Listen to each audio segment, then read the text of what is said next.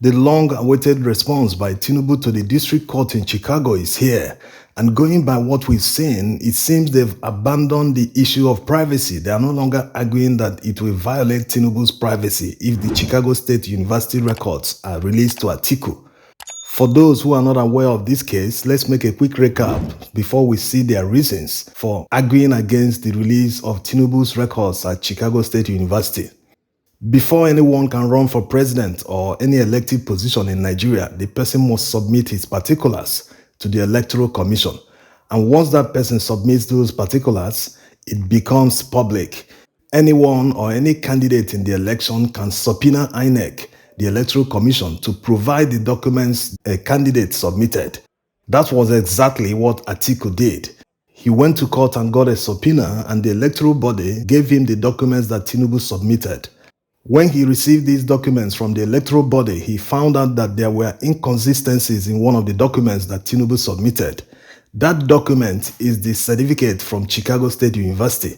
Before Atiku Abubakar subpoenaed the electoral body to provide Tinubu's particulars, one Nigerian lawyer had already done that, but we'll come back to the lawyer's story because Tinubu's counsel actually mentioned the lawyer in their reply to the district court in Chicago. After Atiku Abubakar noticed the discrepancies in the documents Tinubu submitted to the electoral body, he noticed a potential violation of Nigerian laws because according to Nigerian laws, any candidate in any election that provides a forged certificate to the electoral body will stand to be disqualified. Based on this, he included it in the petition he filed at the Presidential Election Petition Tribunal, where he is challenging the declaration of Tinubu as the president. Also challenging the presidential election is the Labour Party candidate Peter Obi, who provided more grounds for disqualification of Tinubu in his petition. Among the many grounds he raised in the petition is the $460,000 that Tinubu forfeited to the United States in 1993. Before Tinubu made the forfeiture in the United States, he was under investigation by the FBI and the DEA. Even the US Customs had already said that his house address in Chicago was a drop-off point for narcotics packages coming from West Africa. So the FBI and the DEA, after conducting their investigation, were able to prove that these monies were proceeds of narcotics trafficking, which of course led to their taking him to court in absentia because he was no longer living in the United States at the time. The judge ordered the forfeiture of the $460,000.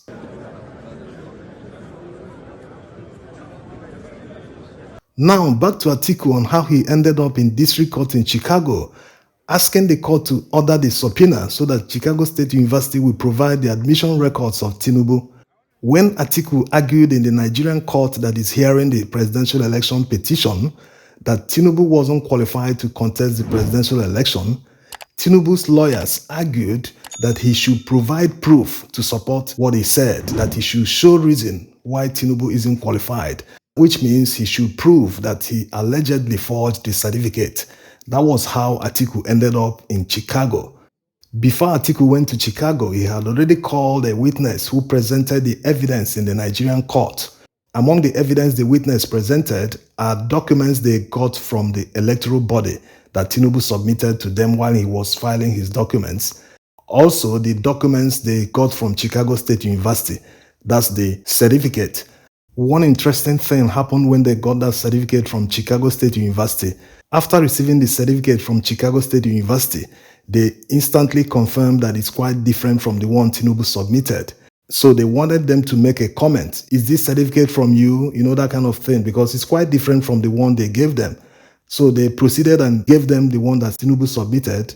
And immediately the Chicago State University representative saw it. He said, no, hey, there's a problem. Please disregard all the documents we've given you. In fact, destroy them. There's been a problem. We'll come in, started giving excuses.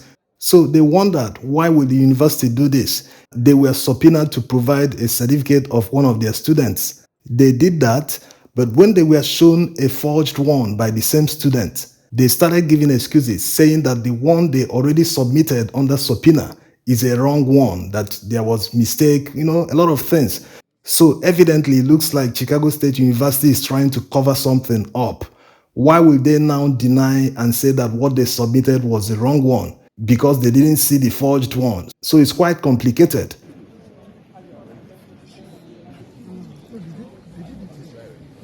Yes, the reason Chicago State University is doing this is not far-fetched because this information is public knowledge already. They've released this school record to David Hundeyin and his associates. That was last year. He released that information. But for formality's sake, the way you present evidence in Nigerian court, that's why Atiku is in Chicago. Atiku got a subpoena from a lower court. But instead of Chicago State University honoring that subpoena, they decided to call Tinubu. That was why he hired 5 lawyers and asked the court to be joined in the litigation. By the way, one of his lawyers is named Oluwole. People from Nigeria will understand what this name means. But for people who don't know, Oluwole is referred to something fake. When you say this one is Oluwole, it means this one is fake or is forged. What a coincidence. The reason for this backstory is to make sure everyone understands because the last video, many people didn't understand. They were saying, why will a US court decide what is happening in West Africa or in Nigeria? No, it's not that. It's just because Chicago State is involved. Tinubu went to Chicago State University, but surprisingly, he's blocking his school records. And after his lawyers argued in court that his privacy will be violated if his school records are released to Atiku, the court gave him until yesterday, the 23rd of August, to prove to the court and make reasonable argument why the academic records will not be released to Atiku. Now, back to the response of Tinubu's lawyers. They said that Atiku is only challenging the election, that Tinubu's records he's seeking from Chicago State University has nothing to do with the election petition he's challenging in court. Of course, going by all the narration, you will understand why it is essential, especially when you know that this man has a history of certificate scandals or forgeries. When he was governor of Lagos State, in the documents he filed with the electoral body, he claimed to have attended a non-existent secondary school. When it was discovered, he said that it wasn't him that filled the documents, that it was one of his associates. Yes, admitted that it was a mistake, but he never filled in the correct school. Up to today, going by the documents he filed when he was contesting the presidential election, he left both the primary and secondary schools positions blank. So you can understand how far he can go to cover up his past.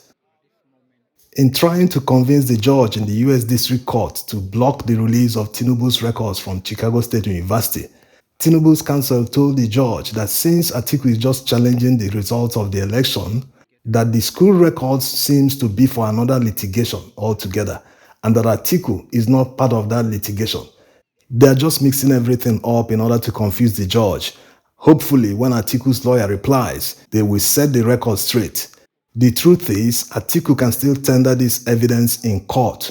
It will no longer be at the presidential election petition because they are in deep deliberation right now. Everyone is awaiting their judgment. But definitely, like other litigations, it will go to the appeal. And the appeal is the Supreme Court of Nigeria. And going by Supreme Court rules in Nigeria, any party can still present evidence. The more they try to hide that information that Atiku is seeking, the more it arouses curiosity of people. They should know. Everyone, his lawyers, the judge, everyone, even the Chicago State University staff, they should know that there is an issue of potential identity theft. They wouldn't want to help an impersonator hide the evidence. This is because it is obvious that the person that Chicago State University admitted in the 70s was a female and an American citizen. That person is not the same as Tinubu we know in Nigeria. And Chicago State University made that information public when they answered to a subpoena in the past. That was last year. So there's nothing to hide.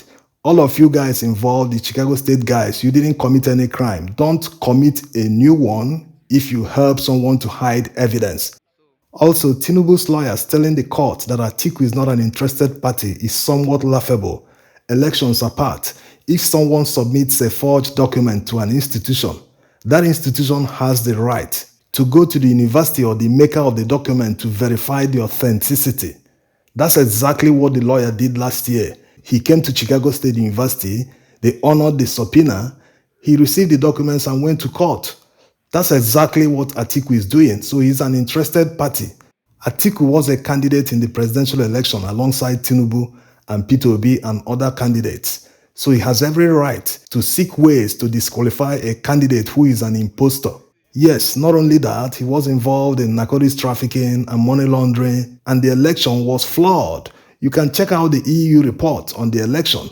In fact, Nigeria fell short of the standard they set in 1993. That's 30 years ago.